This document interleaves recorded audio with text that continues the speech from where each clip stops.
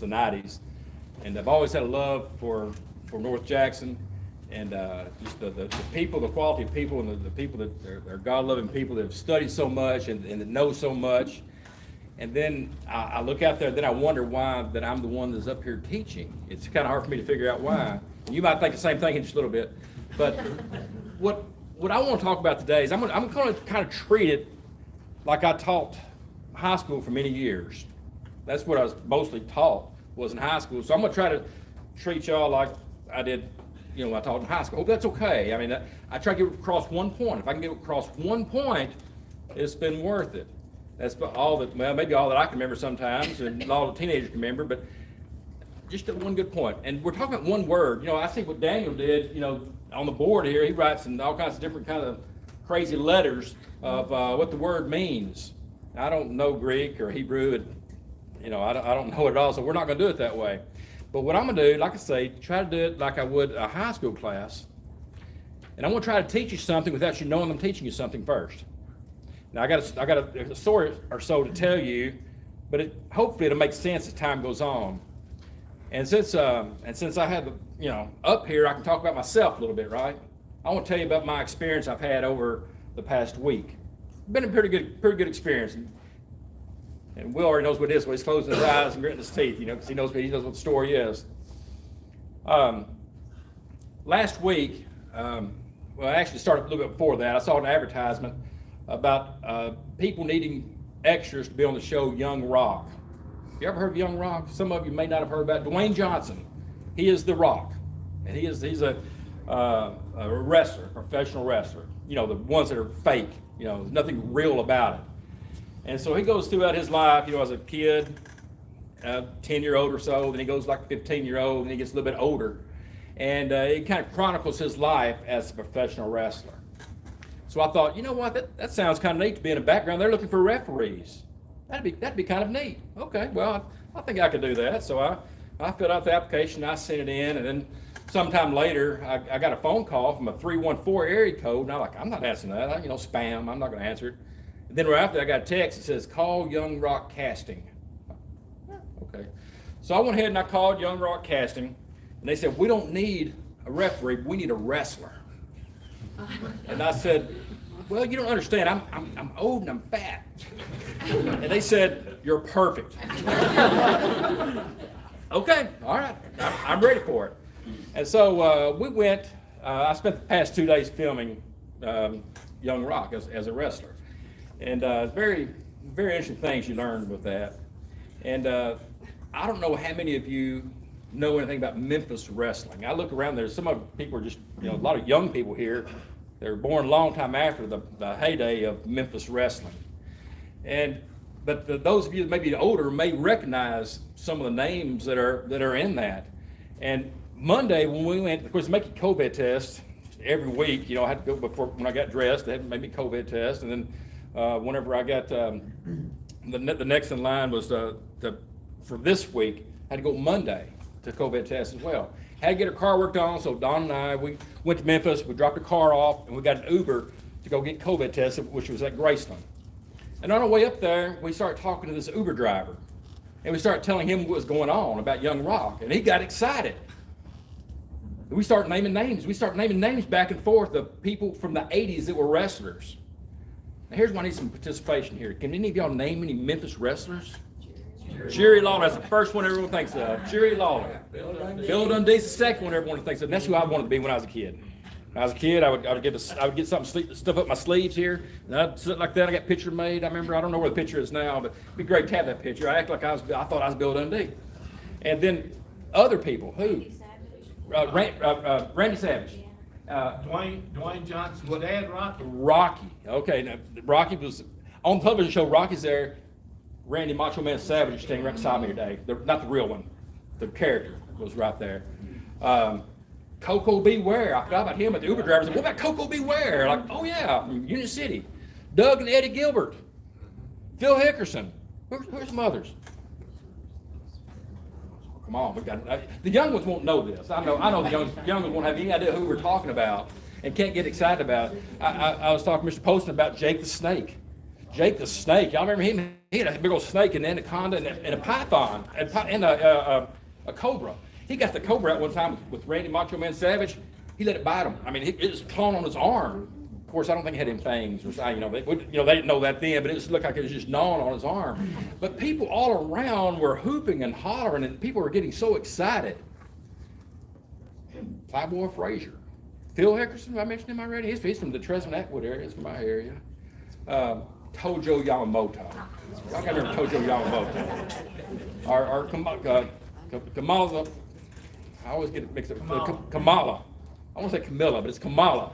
Kamala, the Ugandan giant. It was the Sheik. The Sheik, okay, the Iron Sheik. Yeah. He's on the show he's on the episode that I'm on.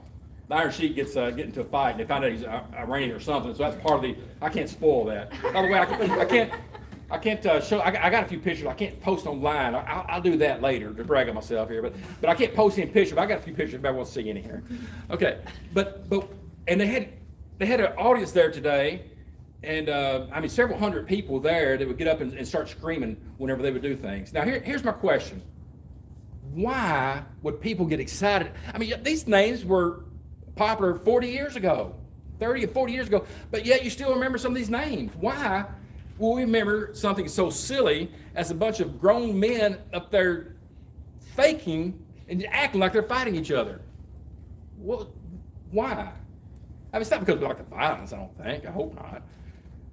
We get excited about it for some reason. Why do we get excited about it? No one wants to answer that, do they? Okay. It connects us to our past, and then it just reinvigorates other memories of childhood and other things you got. You are exactly right. It makes me sit back and think of my grandmother. She loved it. My grandmother, I mean, on Saturday morning, she'd watch it from the when it started until it was over with, and then she'd change channels and watch the news. I remember talking, I can't stand that. No, she said, I can't stomach that Jimmy Hart. No one likes that Jimmy Hart. No, they could, he'd get that cane and knock these people down. I mean, no one liked Jimmy Hart. He was terrible. I hated the Iranian stomper. Right? I couldn't stand him because that's about the time the Iranian hostage crisis going on. But it builds on each other. They turn bad and they turn good, and the good turn back. They go back and forth, and it builds on each other. And people go to school and talk about, did you see that snake bite the Macho Man? Did you see that? Did you see when Jerry Lawler pulled that strap down? Y'all don't know that. He had this leotard with one strap on there, and when he got really mad and he was getting ready to do something, he would take that strap off, and you just have the weights, and then you knew when that was going to happen, he was about to take control. I don't know what that strap had to do with anything, but you got excited when you saw that. The emotion of it just kind of built up, and so we got really excited about all these things. So, Andre the Giant, I forgot to tell you about Andre the Giant. He talked to me today. Not the real one, the fake one. The real one's not living anymore, but Andre the Giant, he looked down on me and says, I like your outfit. I have hearts on my pants and a heart on my rear, and it's an interesting costume. But anyway, it should show up pretty well. But I'm just glad I didn't have to wear leotards or anything like that. So blue jeans is fine with me. Now, I'm going to switch gears here. You don't know what I'm talking about yet, okay? I'm going to switch gears completely. And we're going to come back to this in just a minute. Now, I'm trying to figure out why Daniel Rogers asked me to teach a class. You might not realize, but Daniel and I, we're really good friends. We're pretty tight. I've known Daniel's wife since she was a baby. I grew up in the same congregation, so I've known his family. And then he was preaching at Independence, the Independence area, Henderson County. He was preaching there whenever I was preaching there for a while. Then he came in right after that and was preaching. I stayed a couple years. We got pretty tight. And then Daniel and two other guys that was at Independence would start a text grouping each other. We group text. And every day still, we group text. I don't mean once or twice. I mean 40 or 50 times, seems like. And I'm not exaggerating. You can ask them. Most of the time, it's, funny stuff, neat things. But sometimes, we have some kind of struggles in our lives that, I don't know how to handle this situation. And we will text each other, what would you do if in this situation? Sometimes Daniel says, I think about teaching this next thing in class. And I'm like, that'd be a great thing. And he might ask for a topic that might be good. Or, in the rest of us have any kind of biblical questions, we'll ask it, And of course, Daniel's the one that answers it because he knows it. He's really, really bright, very, very smart on these kind of things. Sometimes we need texts of encouragement to each other, and we do that. I mean, it's a constant thing. Of course, Dawn can tell you if I start laughing, I'm looking at my phone, she knows it's because something one of these other guys said. We call ourselves the three wise men, but there's four of us, so we can't figure which one's not the wise one. But anyway, we're still working on figuring that one out. But I wonder why we got close by doing that, by being with each other. It's an encouragement. It's a building up, isn't it? I mean, you're working on each other and relying on each other for various things. Okay, let's keep that one in mind. I'm going to switch gears one more time. I deal with numbers a lot. We're working as an appraiser. I have to figure out money and numbers. I'm pretty good at counting. With my hands. 5, 10, and my 20s. I can count with those kind of denominations. Or if I have a computer or maybe some type of I got a math teacher. I shouldn't say that, should I? Okay. I'm not the best in math, but I know money. But I use a calculator. I still know my times tables. I know people don't do that these days. But it's hard for me if I want to sit there and start counting by 3s or by 6s. But I can do by 10s and by 20s easy. They say it's because that's how many fingers we have. That's why we got that denomination on that. But what is the perfect number that God gave us? 7. He said 7's the perfect number. Right? It means complete. He started that with what? Very beginning. What did he do? He rested because he was so tired. We know that's not right? He rested for what reason? To give us an example of what we're supposed to do. There's something we need at least every 7 days. There's something built in within us, and God was trying to show us by this example of something that we needed. We need it every 7 days. We needed some type of building up. By the way, what's my word? Y'all know what word it is, I think probably already. You already know my word? When I say build up? Edify. Edify. That's the word. I don't know the Greek word for it, but I do know it means to build. Edify. Edification. That's what I think so much of our Christian life is about edification. We sit back and think about the wrestlers. They're building something up out of something very silly. They're doing that. You get excited and hyped up about something. Something not as silly as you're with other people, whether it's through texting, whether it's one-on-one. We're edifying each other. We're building each other up. We're helping each other out for whatever it may be. It may be for fun things, maybe for silly things, maybe for more serious things. It may be things that we struggle with and things we need help with.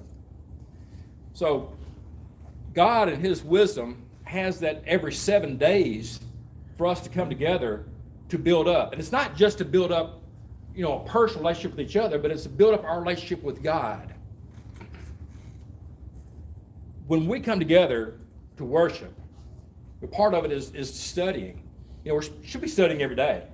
We should be doing that. But when we come together on that first day of the week, we're together with each other and we're studying. We might not understand something. We can ask each other.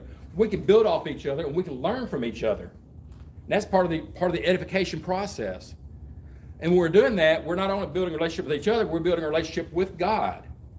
And we're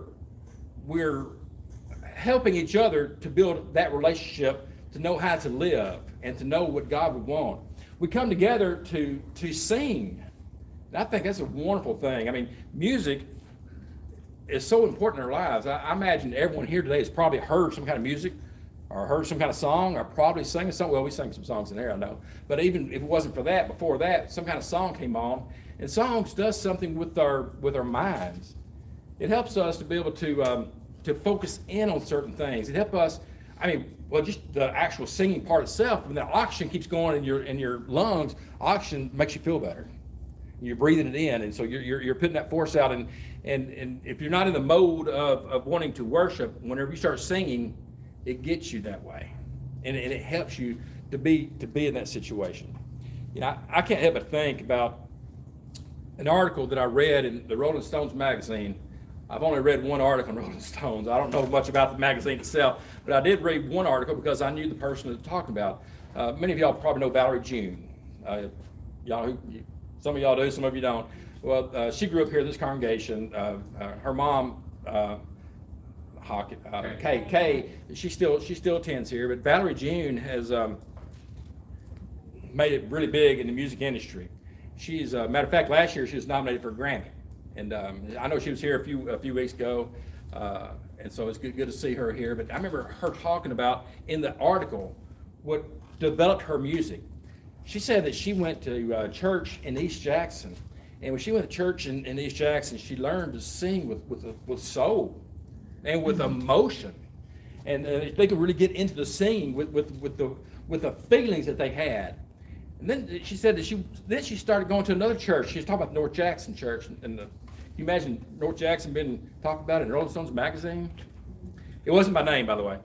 She just said she went to another church, and she talked about the church that she was at. Went there, they sang with their mind. That's a compliment, isn't it? I think so. I mean, there's different ways of doing things. When we're singing, we concentrate on the words. We're singing in our mind, and she tried to mix the two with her. It was secular music. I don't know. I don't know. Is there a name for the kind of music? It's a blues. It's kind of bluesy, but it's a very unique sound. But she tries to mix the feeling and the emotion with the thinking part of it. I think that's a wonderful thing, and that's how we should be. Whenever we sing, that in God's way of designing this for, we're saying that teaching and admonishing, we're singing, and with our mind, and it helps us get into the right mode of thinking to worship God. And I think it's a wonderful thing that and how she did that, because that singing helps to edify. Singing helps to build us up. Just like all that yelling going on at that wrestling match, it kind of gets exciting. I was in the back, being the wrestler I am, I was in the back when the audience was out front hooping and hollering. I felt like they were doing that for me. Of course, it wasn't. It was for whoever won the championship. They wouldn't let me in the ring, by the way. I was glad of that, too. I wasn't real sure what it was going to be. I was just kind of walking around in the background. And so don't have to worry about getting body slammed or any of that. So I was thrilled about that. But I heard them out there cheering and everything. That kind of builds you up. And it gets your mode thing. You can edify each other by the communication you have with each other, by the words that you express to each other, by things you say. You can also tear them down. And we go back and look at things in the Bible. There are times when things are torn down instead of built up. I think we go back and look about the wise man that built his house on the sand. I mean, we all know that because of that song, when built the house on the sand, it went splat. Yeah, it went splat. I mean, or was it splat? I don't remember which one to do. But anyway, that house just was gone because that's what the foolish man did, built it on the sand. But it didn't talk about building something up. You build it on a good foundation. Build something on a good foundation to build up. I think about, I worry about the nation sometimes. I know we all do. But I remember when Phil Robertson came to Freed Harmon to speak, he talked about the Ten Commandments being being taken off of the courthouse property because, the freedom of religion, I guess you're supposed to be freedom from religion. I don't know, the separation of church and state. He said how silly it was to take the Ten Commandments off of that because when you break a Ten Commandment, you go back to the courthouse. That's how I think about it. Thou shalt not kill. You take that off there. You should not kill. Where do you go? The courthouse. Thou shalt not steal. Where do you go? You go back to the courthouse. Do not commit adultery. Where do you go? Back to the courthouse. Anything that you've done that you're going to require you to go to courthouse most likely has some kind of roots back in the Ten Commandments. Sometimes, most of the time, I think the outside world looks at the scriptures, looks at the Bible as being something that's being restrictive. The Ten Commandments being something restrictive. But we look at that in the wrong way. The Bible is not something restrictive, but it's something that's going to teach you how to live a more full life. It's going to teach you how to keep out of trouble, for one thing. It's going to teach you how to be happy. The Bible, if you'll read it, even though it has some things in it that would make you sad, but it has things in it that is designed to build you up. The whole thing is revolving around the edification. God wants us to be built. I mean, you hear about, people being, needing meat instead of just still on the milk like some people were. We need to continue to grow. There are there are times when it's hard to be a Christian. Well, not necessarily hard to be a Christian. It's hard to. Sometimes it's hard just to get up and come to church on Wednesday night. Whenever you're sitting there, and matter of fact, I mean, I made it back from my acting career. You know, back to about 30 minutes early from Memphis. You know, what happens to have traffic jam? I was cutting it close. You know, it'd be so easy just to say, I don't know if I'm gonna go to church tonight. It wouldn't be easy to be tonight because I had to be here. But for sometimes on Wednesday night, it might be hard to do that. It might be hard to get up when it's snowing outside or really cold outside to get up and to go to church, or to do something nice for a neighbor, or to put any kind of thought or emphasis in the church. But let me read a scripture here that I hope you understand, because this is part of the edification process too. It's one I thought about a lot. It's in Matthew chapter 6. I'm going to start with verse 19. It says, "Do not lay up for yourselves treasures on earth, for where moth and rust destroy, and where thieves break in and steal. But lay up for yourselves treasures in heaven, where there's neither moth nor rust destroys, where thieves do not break in and steal." And this is the important part I want you to think about. "For where your treasure is, there your heart will be also." That last part, where your treasure is, there your heart will be also. A lot of people have that backwards. A lot of the religious world has that backwards. They think where your heart is, there your treasure will follow. A lot of times people will try to get you so emotionally involved to start with, and get you all hyped up on one thing. I mean, just like that wrestling, you know, you get all excited about that one thing. I don't know when the last time I watched wrestling. That's been a long time. I lost interest in that, years ago, because I didn't have any kind of treasure in it. I didn't put anything really toward it. The more treasure you put towards something, the more you're going to enjoy it. The more effort you put into church, the more you're going to get out of it. And that means your heart's going to follow it. You know, if you have a project that you get involved with and you work toward it, your heart's going to be in it because you started working toward it. Everything we do in life, in our Christian life, is not going to be easy. But the things we work toward, the things we push, that's where our heart will follow. So if we get our minds going straight, and we're studying, and we know how we're supposed to deal with other people, we know how we're supposed to praise God, know how we're supposed to edify each other about being at church. When we start doing those things, our heart will follow. Now, we all know the importance of being together. I think we learned that during this past few years with the way COVID was. When COVID hit and we really couldn't be with each other so much, and we did, we had to kind of stand apart. And I think we really learned then, how much it means to be together, to be with each other, to be able to rely on each other, there's people here that I see that I don't even talk to, and I'm still encouraged by you being here. I look around, I see Leo there. I think every time I see him, I think about hiking. I don't know, it makes me happy. I don't know. I think about he's been a glacier. I want to go to glacier. But when I see him, sometimes you talk about a hiking type thing. I might not see him and talk to him for a couple months, but I might see him across the thing. That's a good guy over there. All right, several other people here that I say the same thing about. That you don't know what you're doing to build other people up by just being here. So being at church and being, of course, who I talk to, people are here on Wednesday night, but we need to encourage other people too. When people are not at church, we need to recognize that. It's our job to be together to say, hey, you know what? How can I help you? We need to build you up. You're not going to say you're going to build them up, but that's what you're doing. When you encourage someone else, you're building them up, you're edifying. So whenever we read these different things about edification, whenever we see anything talked about in the Bible about edification, just keep in mind that's part of building up. We look back at several places in the Bible when things are talked about, even the physical buildings. We talk about the temple. Jesus talking about that you're going to destroy the temple and build it in 3 days. They didn't understand what he was talking about on that one. Or some things that can be bad about it too. The man is going to tear down his barns, build bigger ones. You gotta use it wisely too. So when you're building someone up, make sure you're actually building them up, not just tearing them down. We can go through and look at a couple other things here. We know that some people tried to destroy the cornerstone. They rejected the cornerstone. Of course, we know the Christ being the cornerstone. You find that in all the Gospels, also in Acts and 1 Peter as well. And then we know what else can build us up, some materials. What do we need to build us up? One thing we need is grace. It says in Acts 20, verse 32, the word of his grace, which is able to build you up. So grace is one thing there that can build us up.